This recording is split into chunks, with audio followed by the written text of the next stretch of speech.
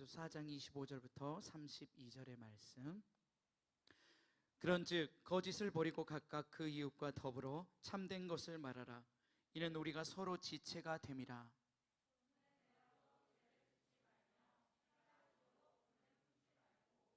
마귀에게 틈을 주지 말라.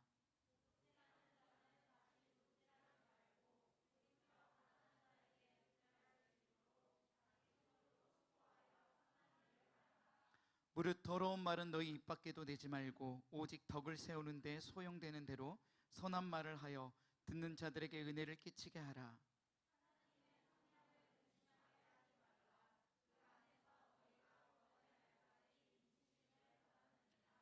너희는 모든 악독과 노함과 분냄과 떠드는 것과 비방하는 것을 모든 악의와 함께 버리고 서로 친절하게 하며 불쌍히 여기며 서로 용서하기를 하나님이 그리스도 안에서 너희를 용서하심과 같이 하라. 아멘. 네. 오늘 제목 꽤 길죠? 우리 함께 읽어보도록 하겠습니다. 함께 읽겠습니다. 시작. 코로나19로 인한 믿음, 공동체, 삶의 재조명. 오늘 우리가 에베소서 4장 25절부터 32절의 말씀을 가지고 우리가 코로나로 인해서 우리의 믿음과 또한 우리 교회 공동체와 우리의 삶의 자리에서 어떻게 우리가 신앙 가운데서 살아가야 할지를 우리가 생각해 보는 시간을 갖고자 합니다. 오늘 우리는 코로나19의 그런 상황 가운데서 새로운 삶을 매일매일 살아가고 있습니다. 코로나로 인해서 우리가 피해받은 것들이 꽤 많이 있죠. 그리고 그 피해받은 걸로 인해서 우리의 삶의 방식들이 다양하게 변화되기 시작했습니다. 바뀌기 시작했죠. 뭐가 바뀌었죠? 직장 생활에서의 모습들이 조금씩 바뀌었을 거예요. 회의하는 모습, 수업도 여러 가지 비대면이라는 것이 생기기 시작했습니다. 우리가 과거에는 단 한 번도 이런 것들을 생각해 보지 않았습니다. 학교 수업을 인터넷으로, 아니 회의를 마주보지 않고 그냥 이렇게 화상으로 한 번도 생각해 보지 않았던 것이죠. 또 배달을 하시는 분들과 또 물건을 받는 사람들이 비대면으로 이 모든 것들이 진행되어지고 있습니다. 코로나19로 인해서 정말 새로운 방식의 삶들이 생기기 시작했다라는 것이죠. 그리고 우리가 한국교회, 우리의 한국교회가 이 코로나19로 인해서 이 코로나19 신학이라는 말이라는 것이 처음 등장하게 되었습니다. 코로나로 인해서 우리가 생각해야 할 주제들이 나오기 시작했다라는 이야기입니다. 여러분들 신학하면은 굉장히 어렵고 딱딱하고 굉장히 우리에게 거부감이 드는 그런 단어인 것 같아요. 그런데 신학을 영어로 하면 뭐죠? 발음이? theology. 그렇죠. 신학은 이 theology라는 단어가 헬라어의 합성어예요. 헬라어의 데오스란 단어와 로고스란 단어의 합성어입니다. 즉 하나님에 대해서 이해하는 학문이에요. 그게 바로 신학인 것이죠. 우리는 각각 모두 다 그런 삶의 자리에서 각각의 신학들이 있어요. 하나님을 이해하는 방식들이 각각 다 다른 신학들이 있다라는 것이죠. 여러분들은 어떠한 신학 가운데서 이 코로나19를 바라보고 또한 그 삶을 또한 그 자세 가운데 살아가고 계십니까? 정말 계속해서 신학이라는 것은 과거, 현재, 또 미래, 앞으로의 모든 그 신학들은 변하고 또 변하게 되어 있습니다. 왜 신학은 변할까? 왜요? 하나님에 대한 인식과 방법과 생각들이 달라지기 때문입니다. 상황에 따라 달라지고요. 우리가 생각하는 폭과 하나님이 이해하는 법이 더 깊어졌기 때문에 달라지고 있다는 겁니다.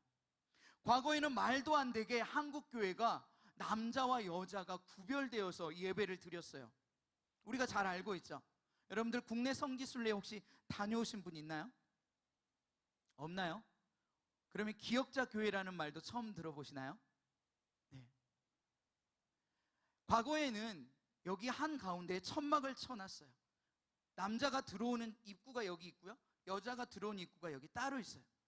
그래서 앞에서 설교하는 목사님을 제외하고는 이 옆에를 쳐다볼 수가 없었어요. 왜 그런 예배를 드렸을까요? 그 당시 때는 그것이 맞다라고 생각했기 때문입니다. 하지만 우리의 시대가 흘러 그렇게 드리는 교회는 단 한 교회도 없습니다. 왜 그렇습니까? 하나님을 이해하는 신학이 바뀌었기 때문입니다. 그래서 예배의 방법이 바뀌기 시작했습니다. 과거에는 교회에서 이런 전자오르간과 드럼과 기타로 예배를 드리는 것은 상상할 수도 없었습니다. 왜 그렇습니까? 왜 그렇죠? 이러한 악기들이 부족하다라고 생각했어요. 하나님을 예배하는 데에 오르간, 클래식 악기를 제외하고는 모두 다 좀 더 낮은 악기, 낮은 음악이라고 생각을 했기 때문에 하나님을 드리는 그 예배에도 제약이 있었다라는 것이죠. 이렇게 신학은요, 과거에 비해서 아주 놀랄 만큼 발전했습니다. 그래서 우리가 코로나19로 인해서 믿음이란 것이 무엇인지, 공동체가 무엇인지, 교회가 무엇인지, 그리고 거기에 대해서 우리의 삶의 태도들은 어떠해야 하는지에 대해서 여러 가지 많은 물음들이 생기기 시작했다는 겁니다. 이 시간 우리가 이것들을 다시 한번 생각해보고 바라볼 수 있는 귀한 시간들 되길 원합니다. 코로나로 인해 이것이 진짜 믿음이다, 이것이 가짜 믿음이다 라는 말을 하게 됩니다. 너희가 드리는 예배는 진짜 예배가 아니야, 우리가 드리는 예배는 진짜 예배야 라고 서로 싸우기 시작합니다. 예배를 드리는 사람은 어떻게 주일 성소를 하지 않을 수 있느냐, 질병이라는 외압 속에서 견뎌야 하는 것이 참된 신앙이다 라고 말을 하며 인터넷 예배를 비난합니다. 심지어 인터넷 예배를 예배라 칭하지 않는 교회도 있습니다. 그건 예배가 아니야. 인터넷 예배를 드리는 부류들은 정말 사회적 질서와 함께 해야 된다라고 말을 합니다. 모여서 예배를 드리는 행위는 이기적 행위며 질병 확산의 문제로 인해서 기독교에 대한 인식이 아직도 안 좋은데 더 안 좋게 할 뿐이다 라고 말을 합니다. 무엇이 옳을까요?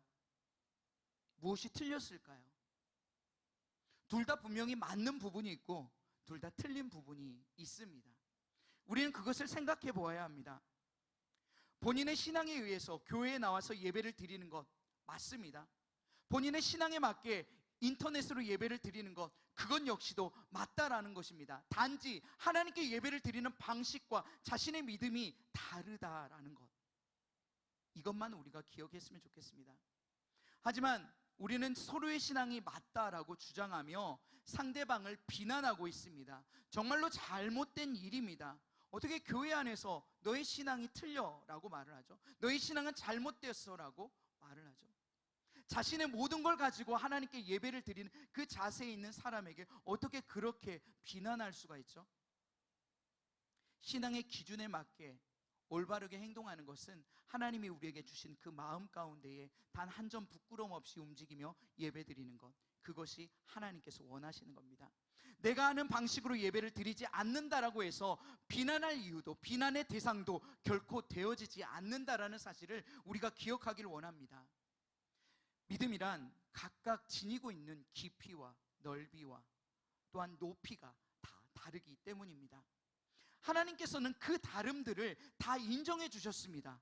그리고 그 다름으로 인해서 생겨나는 모든 것들을 인정하며 기다려 주시는 분이 바로 우리가 믿는 하나님입니다. 그런데 우리가 믿는 그 하나님께서도 하시는 일들을 우리가 그 다름을 틀렸다라고 정죄하며 서슴지 않게 그들을 비난하고 있는 행동을 하고는 있지 않으십니까? 우리는 예배라는 단어를 떠올렸을 때 드리는 자가 우선인지 예배를 받는 자가 우선인지를 늘 생각해야 할 것입니다. 두세 사람 모인 곳에 내가 너희와 함께 하겠다. 어디 말씀이죠? 마태복음 18장 20절의 말씀입니다. 이것은 교회가 가지고 있는 권위, 그 교회라는 이름으로 모인 곳에 내가 너희와 함께 하겠다라는 하나님의 축복의 언약의 말씀이 이 마태복음 18장 20절에 기록하고 있습니다. 두세 사람, 내 이름으로 모인 그 두세 사람 모인 곳에 내가 너희와 함께 하겠다. 이것이 예배입니다. 교회란 두세 사람 모인 곳에 함께하고, 두세 사람 모인 곳에서 기도하고, 두세 사람 모인 곳에서 예배하는 그곳이 예배의 초소가 되고, 하나님께서 그곳에 함께할 때에 모든 것이 예배가 되어진다라는 것입니다. 예배는 드리는 자와 드리는 그 대상이 함께할 때에 예배가 성립이 된다라는 사실입니다. 그것 자체로 예배가 된다라는 거예요. 여러분들 믿으십니까? 그것 자체로 예배가 돼요. 여러분들은 각각이 뭘까요? 하나님이 계시는 성전이에요. 각각이 교회라는 거예요. 그 교회의 이름으로 우리가 모였어요. 이것도 예배예요. 여러분들이 각각에 있는 처소에서 드려지는 그 모든 예배도 하나님이 함께 하신다면 예배가 된다라는 사실을 잊지 않길 바랍니다. 하나님께서 우리에게 예배에 대한 여러 가지 틀들을 가두어 두지 않으셨어요. 말씀으로 말한 것은 두세 사람 모인 곳에 내가 함께하는 것, 그 예배 내가 받겠다라고만 말씀하셨어요. 여러분들이 가지고 있는 예배의 틀이 있으십니까? 예배는 목사님이 와서 설교하고 우리는 그걸 듣고 그리고 찬양하고 기도하고, 이러한 모든 틀을 갖추어야만 예배인 것입니까? 아니라는 사실. 좀 더 우리가 예배를 더 넓게 생각했으면 좋겠습니다. 그렇다고 해서 기존에 있는 전통의 예배의 모든 틀이 잘못되었다라고 말하는 것은 아닙니다. 예배에 대한 생각의 틀을 여러분들이 좀 더 확장하시길 바랍니다. 그리고 그것으로 인해서 남을 비난하지 않기를 바랍니다. 하나님께서 진정 원하시는 것이 무엇인지를 생각하길 바랍니다. 하나님께 예배드리기 위한 방식들, 그 고결한 방식들로만 드려지는 예배가 다가 아님을 깨닫길 원합니다. 자신의 기준과 자신의 신학의 틀에 맞지 않는 예배, 이것을 비난하지 않는 우리 모든 청년들 되길 원합니다. 교회는 흩어지는 교회와 모이는 교회가 있습니다. 어떤 교회가 있다고요? 흩어지는 교회와 모이는 교회가 있습니다. 이 두 가지 형태의 교회를 우리가 다 알고, 이 두 가지 형태로 드려지는 예배를 다 예배라 인정해야 할 것입니다. 물론 이 이야기는 코로나로 인해서 처음 등장한 이야기는 아닙니다. 흩어지는 예배, 또 모이는 예배, 이것이 이 코로나19로 인해서 등장하진 않았습니다. 하지만 이 이야기가 다시 한번 재조명되어져야 한다라는 것이죠. 제가 과거 몇 년 전에 바울이란 영화를 보았습니다. 혹시 바울이란 영화를 본 우리 청년들 있습니까? 역시 기독교 영화는 잘 안 보시죠? 네. 바울이란 영화를 얼마 전에, 몇 년 전에, 한 2년 전, 3년 전에 했었어요. 그 영화를 보면은 참으로 마음이 안타까운 장면들이 나옵니다. 예수 그리스도를 믿는 사람들이 길거리에 나무에 매달려서 마치 전신주처럼 매달려 있는 장면들을 봅니다. 그리고 밤이 되면 그들을 불사릅니다. 그래서 밤이 환하게 비춰지는 것이죠. 하나님을 믿는다라는 그 이유 하나만으로 바울 시대 때의 사람들은 길거리에 전신주처럼 매달려서 화형을 당하곤 했습니다. 그것으로 인해서 얻어지는 결과가 무엇일까요? 예수 그리스도를 믿으면 너희도 이렇게 당할 것이다라는 죽음의 공포가 그들에게 다가오기 시작했다는 것이죠. 저는 그때의 시대와 지금의 시대가 결코 다르지 않다라고 생각합니다. 죽음의 공포, 물론 무섭습니다. 하나님을 믿었을 때에 우리가 얻어지는 것이 죽음이고 추악한 그런, 어떻게 보면 무서운 화형이라고 생각을 할 때 그 어느 누구가 마음대로 마음껏 하나님을 찬양하고 예배하며 기도할 수 있을까요? 없을 거라고 생각합니다. 하지만 그때 그 당시에도 흩어지는 예배와 모이는 예배가 반드시 있었다라는 것입니다. 외압으로 인해서 그들은 모일 수 없을 때에 흩어지는 방법들을 택했습니다. 그곳에서 하나님을 간절히 찾고 부르짖었습니다. 위로되는 말씀이 두세 사람 모인 곳에 내가 너희와 함께 하겠다는 그 말씀이 그들에게 위로가 되었습니다. 조용한 곳에서 하나님께 예배하며 부르짖었다라는 것입니다. 우리는 생각해야 합니다. 코로나로 인해서, 물론 이 질병으로 인해서 많은 이들이 두려워합니다. 모여서 혹시라도 병에 걸릴까봐, 또한 나로 인해서 교회가 피해를 얻을까봐 두려워합니다. 우리는 잘 생각해야 합니다. 우리가 모일 수 없을 때 어떠한 방법으로 예배를 드리는지, 그리고 현재 교회가 어떠한 방법으로 이 모든 것들을 대처하고 있는지 지혜롭게 할 필요가 있습니다. 우리는 정말 지혜롭게 우리 교회는 잘 대처해 나아가는 것 같습니다. 우리 동두천이라는 환경, 여러 가지 많은 조건들을 생각해 보았을 때 우리가 드려지는 여러 가지 라이브 방송의 예배와 함께 또한 이 공동체 예배를 우리는 동시에 하고 있습니다. 또 다른 교회는 어떻게 예배 드립니까? 함께하는 예배를 드리지 못하는 교회들이 굉장히 많았습니다. 그리고 방송으로 예배를 드리는 교회들이 더 많았었던 것이죠. 우리가 이것이 옳다 저것이 옳다라고 그런 교회들을 비난할 필요가 없습니다. 한 가지 방식으로만 바라보며 주장하는 것은 매우 위험한 신앙을 갖게 됩니다. 우리의 몫이 아닌 것을 우리가 재단하게 되면 하나님의 권위를 침범할 수 있음을 깨닫길 바랍니다. 하나님께서는 이것이 예배가 아니다, 이것이 예배다 라고 말씀하시 않으셨다라는 겁니다. 그런데 우리가 하나님의 권위에 침범해서는 안 될 것입니다. 그리스도 예수 안에서 지혜롭게 행해야 할 것, 이것이 우리가 첫 번째 선택해야 할 것입니다. 모일 수 없을 때 흩어지는 예배, 우리는 이것들을 알고, 하지만 이 흩어지는 예배가 다가 아님을 우리가 또한 깨닫기를 원합니다. 성경에서는 이 모이는 예배를 굉장히 또한 중요시 여겼습니다.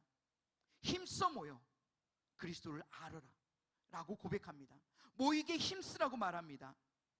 왜 그렇습니까? 혼자 드리는 예배가 매우 위험하기 때문입니다. 어렵기 때문입니다. 혼자 신앙을 할 수가 없기 때문입니다.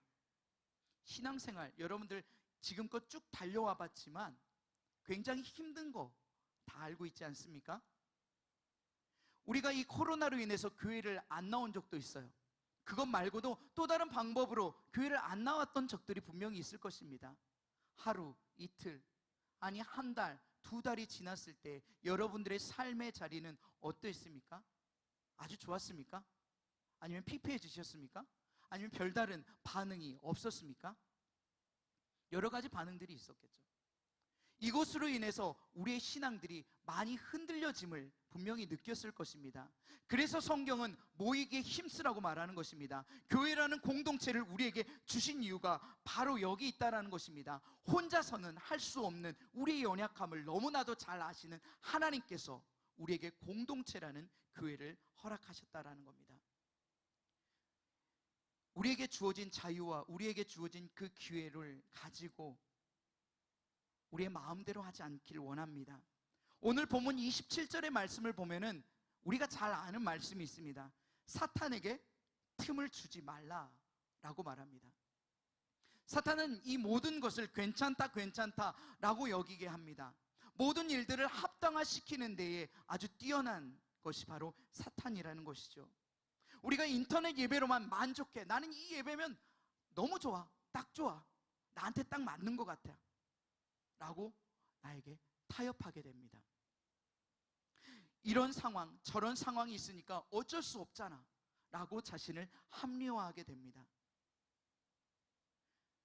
그러한 예배를 만족하게 하는 것, 이것은 누가 주는 마음일까요? 바로 사탄이 우리에게 주는 마음입니다. 우리에게 있는 그 작은 틈을 비집고 들어와서 우리의 마음을 어지럽히는 것이 바로 사탄이라는 것입니다. 그러나 성령 하나님께서는 다릅니다. 그렇게 하지 않으십니다. 어떻게 하시죠? 많은 예배를 사모하게 하십니다.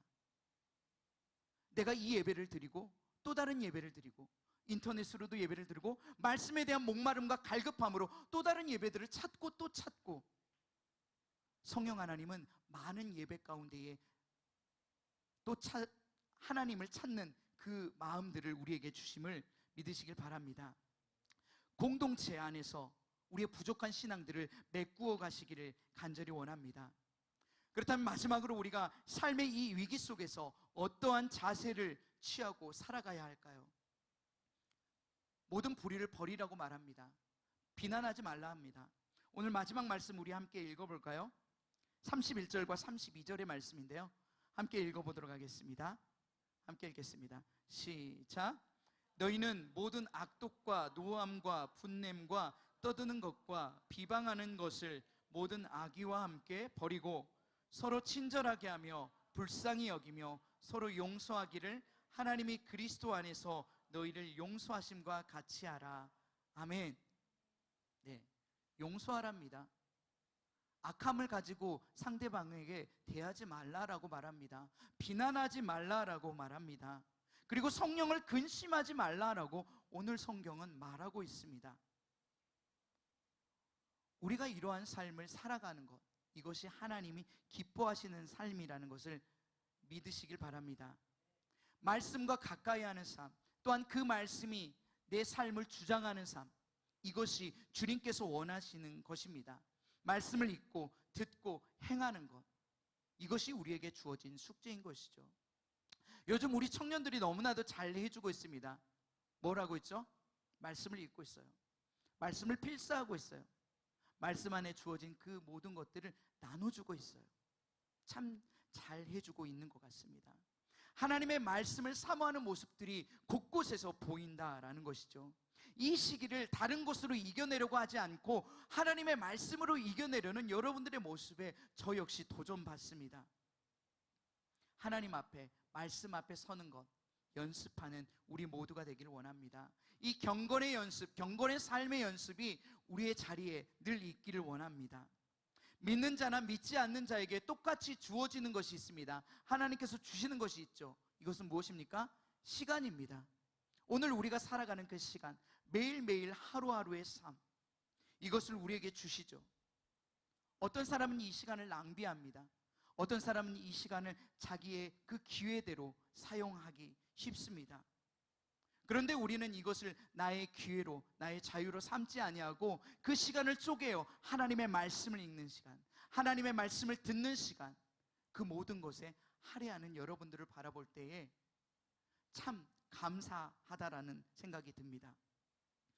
우리 모두가 이렇게 하나님이 기뻐하시는 삶을 살아가길 원합니다. 말씀을 정리하도록 하겠습니다. 오늘 코로나19로 인해서 우리의 믿음, 교회, 공동체, 또한 그 우리의 삶의 자리에서 어떠한 자세로 나아가길 원하십니까? 하나님께서는 또한 무엇을 우리에게 원하고 계십니까? 비난하며 이 상황을 저주하며 살아가는 것, 하나님께서는 그걸 원치 않고 계십니다.